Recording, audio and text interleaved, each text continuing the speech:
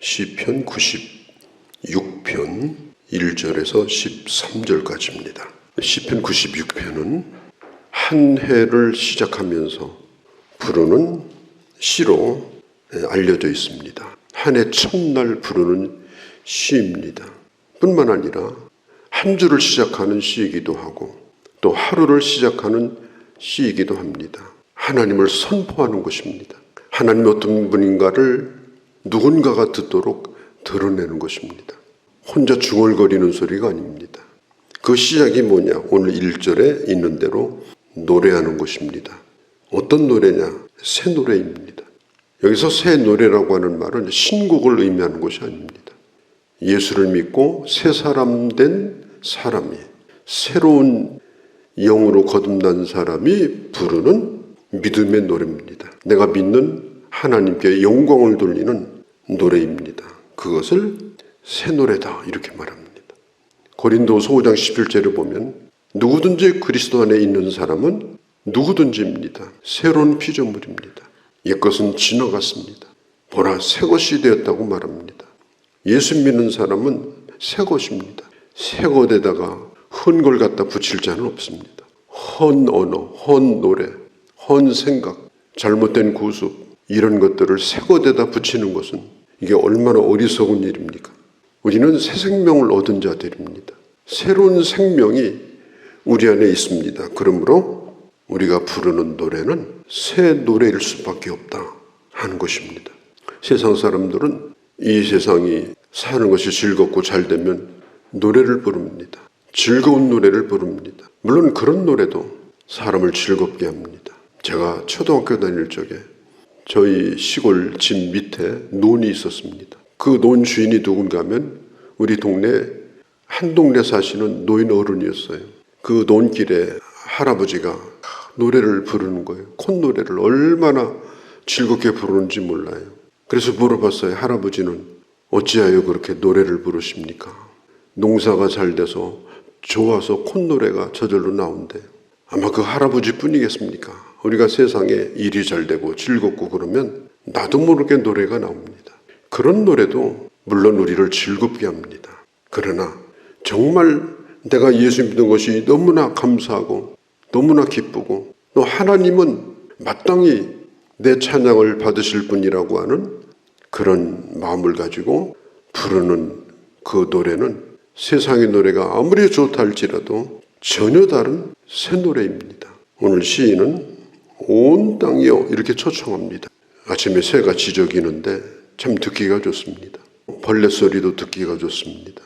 짐승이 우는 소리도 다 듣기가 좋습니다. 하나님이 이 세상에 피조물을 지을 때 그냥 우는 소리를 천둥치는 소리로 지으신 피조물이 하나도 없습니다. 유일하게 사람만 욕하고 소리 지르고 사람만 그렇게 하고 삽니다. 온 땅이여 여호와께 노래할지어다.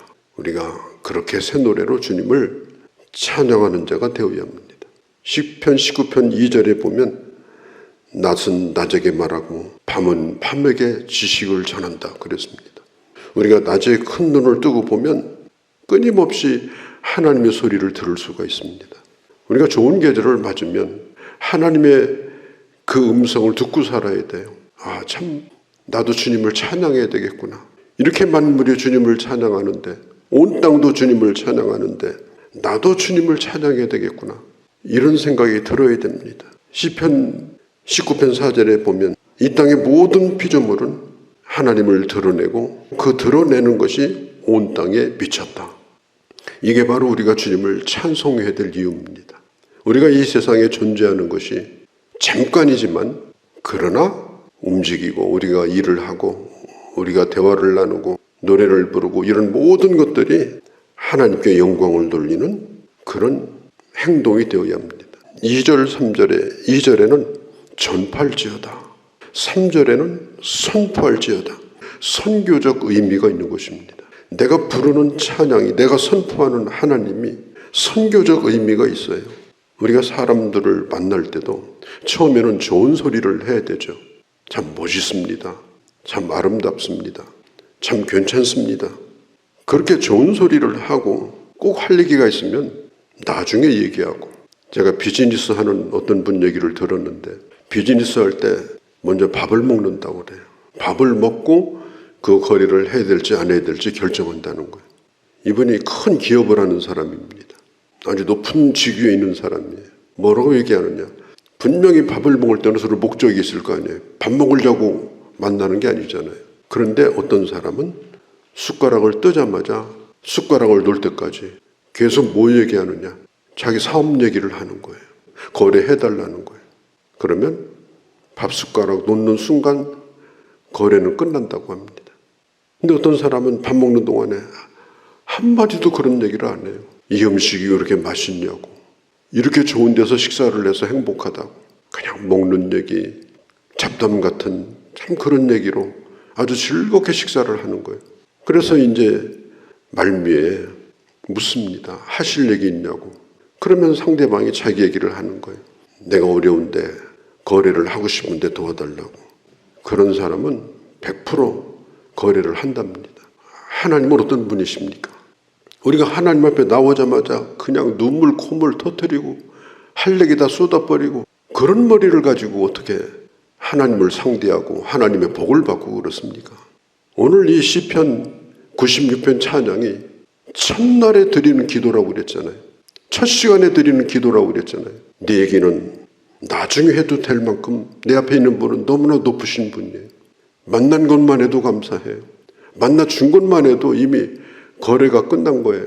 그러니까 마음껏 칭송해도 되고 높여도 되고, 심지어 어떤 사람은 만나자마자 이렇게 얼굴이 상했냐고 그러고 요즘 어디 아프냐고 그러고 이러면요 최악입니다. 최악. 우리는 하나님의 자녀입니다. 우리가 상대하는 분은 창조주 하나님이십니다. 하나님을 상대하여 찬양을 하고 하나님을 상대하여 기도를 하고, 그리고 우리는 하나님 앞에서 기록된 말씀을 우리는 듣기도 하고 읽기도 합니다. 우리가 어떻게 해야 되겠습니까? 하나님을 마음껏 드러내는 겁니다. 하나님을 마음껏 선포하는 겁니다. 불신자와 만날 때도 그렇게 한다면 그 사람들이 야, 예수 믿는 것이 저렇게 귀한 건가? 예수 믿는 것이 저렇게 놀라운 것인가? 나도 괜찮게 살려면 나도 예수를 믿었으면 좋겠다. 그런 생각이 저절로 드는 겁니다. 그렇게 해야 전도가 됩니다. 좋은 소식은 우리가 감춰두지 못하고 자랑하고 싶어 합니다. 자랑하는 이유가 뭐예요? 세속적인 말로 말하면 칭송을 받고 싶은 거예요. 자랑하고 욕먹고 싶은 게 아니잖아요. 뭔가를 자랑하면 칭송받고 싶은 겁니다. 아, 그러냐고, 잘 됐다고, 대단하신 분이라고. 우리가 하나님을 왜 찬양합니까? 왜 하나님 앞에 기도합니까? 하나님을 칭송하는 거예요. 하나님을 높이는 거예요. 그래서 예수 믿는 것이 별거 아닌 줄 알았더니 대단하신 분이구나. 그들도 같이 와서 엉겹결에 그 찬양을 하게 되고 무릎을 꿇게 되고, 참 예수 믿는 것은 축하받을 일이라고, 나도 예수 믿고 싶다고 그렇게 되는 겁니다. 주님이 행하신 일, 주님이 내게 베푸신 구원, 내가 오늘 믿고 있는 이 복음, 이게 얼마나 귀한 것인가. 그게 새 노래로 주님을 전파하고 선포하는 겁니다. 우리가 어디 가서 참 맛있는 걸 먹으면 생각나는 게 있습니다. 내가 사랑하는 사람과 함께 와서 먹어야 되겠다. 그런 생각이 안 드는 사람은 그건 이상한 사람입니다. 절대로 얘기도 안 하고 숨기고 살고, 그리고 혼자 가서 먹고, 그게 혼자 교회 드나들면서 예수 믿는 사람이에요. 어디 가서 아무 소리도 안 해요. 사랑한다고 말하면서도 진짜 좋은 것은 숨기고 살아요. 정말 예수 믿는 것이 좋은 것이라면 주님을 선포하고 주님을 자랑하고 주님이 어떤 분인가를 어떻게 하든지 알려주고 싶고, 내가 왜 예수를 믿는지, 예수 믿는 것이 얼마나 대단한 일인지를 드러내고 싶어 하는 것이다 하는 겁니다. 세상 사람들이 믿는 게 뭡니까? 다 우상 아닙니까? 오늘 성경도 5절 이후에 우상이라는 것이 얼마나 헛되냐, 거짓된 겁니다. 그리고 우상의 동기는 100% 욕심입니다. 잘 되고 싶은 거. 그래서 수단 방법을 가리지 않고 우상을 섬기는 거예요. 그게 세속 종교이기도 합니다. 우상의 목적은 자기 욕심이에요. 우리가 하나님을 섬기는 건 뭡니까? 하나님께 영광을 돌리는 거예요. 오늘 본문에도 영광이라는 말이 반복되는데요. 7절에도 영광과 권능, 이 히브리어로 카봇이라는 말인데 이게 신약성경 원어의 독사라는 말이에요. 문은 독사가 아니고 단어가 독사입니다. 이 카봇이나 이 독사, 이것을 분명히 이해하고 있는 사람은 성경 다른 거 몰라도 괜찮습니다. 이것만 이해해도 성경을 이해하는 겁니다. 그만큼 이 영광이라는 말이 중요한 거예요. 모세가 주님 보기를 원했지만 너 나보면 죽는다. 그래서 모세가 그러면 주님 보지 않겠습니다 그랬어요. 하나님께서 모세를 바위 뒤에다가 숨겨놓으시고 바위 사이로 지나가셨어요. 그때에 성경에 보면 모세가 하나님의 등을 보았다 이렇게 말합니다. 그게 영광이에요. 영광이라고 하는 것은 하나님의 임재의 흔적입니다. 아, 하나님 나와 함께 하시는구나. 이 시간 하나님이 여기에 계시구나. 하나님이 지금 여기에 동행하고 계시구나. 그게 영광이에요. 하나님 함께 하시기 때문에 내 마음이 편하고, 하나님 함께 하시기 때문에 내 일이 즐겁고, 하나님 함께 하심을 믿기 때문에 내 미래를 그분에게 맡기고, 그게 영광이에요. 모세는 하나님의 등만 보고도 감격했습니다. 어떤 사람 날마다 보여주시옵소서, 주시옵소서 그게 하나님의 영광을 모르는 사람이에요. 하나님 우리를 사랑하시고 우리를 구원하시고 나는 하나님의 임재 가운데 오늘 나는 살고 있다. 하나님의 임재 속에서 내 생명이 존재하고 참 나는 신비롭다. 말씀을 들을 때 하나님 임재 속에서 신비로운 하나님의 음성을 듣고 어떤 때는 너무나 영광이 크기 때문에 모세처럼 하나님을 두려워하고 어떤 때는 내 죄인됨이 너무나 커서 절망스럽지만 그러나 하나님의 구원이 너무나 크기 때문에 하나님 앞에 감사하고 이런 것을 경험하고 사는 것이 영광입니다.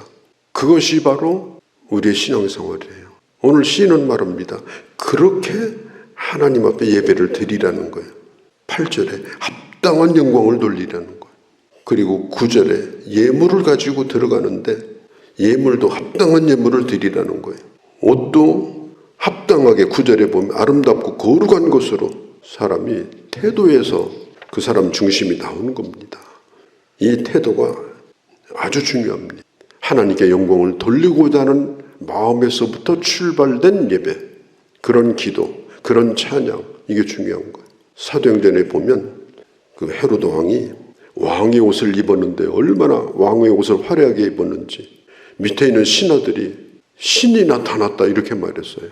그러니까 이 헤롯이 사도행전 12장에 보면 고개를 끄덕이며 웃었어요. 그날 헤롯이 몸에 벌레가 생겨서 충이 먹어서 죽었어요. 하나님은 하나님의 영광을 가로채는 걸 매우 싫어합니다. 하나님은 하나님께 진정으로 영광을 돌리는 사람을 매우 좋아하십니다. 그런 예배를 드리고 그런 찬양을 하고 그런 옷을 입고 그렇게 예물을 드리고 그렇게 살아가고 그렇게 살아가는 것을 하나님은 몹시 좋아하십니다. 시편 96편은 우리에게 그것을 말하고 있습니다. 마지막 절에 있는 것처럼 그 영광스러운 주님이 언젠가는 심판의 주로 오실 것입니다. 우리가 이것을 기다리고 있습니다. 그날까지 우리는 주님께 영광을 돌리며 살자. 오늘 이 고백이 바로 시편 96편의 고백입니다. 이렇게 매일 하루를 시작하고 그리고 하나님 앞에 영광을 돌리며 살아가는 그런 귀한 주의 자녀들이 되어주시기를 바랍니다. 거룩하신 우리 아버지, 온 땅이요 새 노래로 여호와께 노래하라. 전파할지어다, 선포할지어다, 합당한 영광을 돌릴지어다, 거룩한 것으로 예배할지어다. 그리고 심판하시는 하나님 앞에 주님의 그 주님 되심을 선포하면서 누구든지 주님 앞에 설 수 있도록 초청하며 살아갈 수 있는 저희가 되도록 주님 은혜 베풀어 주시고 또한 저희들도 그 길을 걸어가게 하여 주옵소서. 우리 주 예수님의 이름으로 기도하옵나이다. 아멘.